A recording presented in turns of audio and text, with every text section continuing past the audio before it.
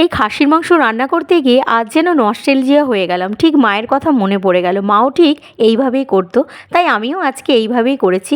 ঘরে পাতা টক দই দিয়েই বানালাম আজকে খাসির মাংসটা।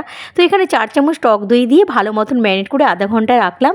আর আদা রসুন কাঁচা লঙ্কা বাটা ওটা রেখে দিলাম। আর এখানে ধনের গুঁড়ো, জিরের গুঁড়ো আর লঙ্কার গুঁড়ো, গোলমরিচ গুঁড়ো দিয়ে রেখে দিলাম। পেঁয়াজ কুচি, হলুদ, সর্ষের তেল আর নুন দিয়ে ভালো মতন এটাকে ম্যারিনেট করবো। আর ওপর দিয়ে কাশ্মীরি লঙ্কার গুঁড়ো দিয়েছিলাম। ব্যাস, এটাকে আধা ঘন্টার জন্য ঢেকে রেখে দেবো। সেই ছোটোবেলার স্মৃতিগুলো সত্যিই মনে পড়লে কেমন হয়। স্কুল থেকে 3:30-র সময় ছুটি হতো, আর আমার ভাই আমাকে মাঠ থেকে বলতো, দিদি ভাই আজকে কিন্তু খাসির মাংস হয়েছে। আসলে ছোটোবেলায় না বিশেষ কোনো অনুষ্ঠানেই তখন খাসির মাংস হতো, যেমন নবমী, হোলি, কিচ্ছু না, খালি তেলের মধ্যে কিন্তু তেজপাতাই ফোড়ন দিয়েছিলাম, আর কোনো মশলা না। এবার ঢাকা দিয়ে 1 ঘন্টা মতন ফুটতে দেবো। নামানোর কিছুক্ষণ আগে গোটা গরম মশলা বেটে দিয়েছি, যেটা এখানে মিস হয়ে গেছে। আর মাংসটা একদম গলে হালুয়া হয়ে গেছিলো, আর খুব সুন্দর টেস্টও হয়েছিল। আপনারাও চাইলে এইভাবে করতে পারেন।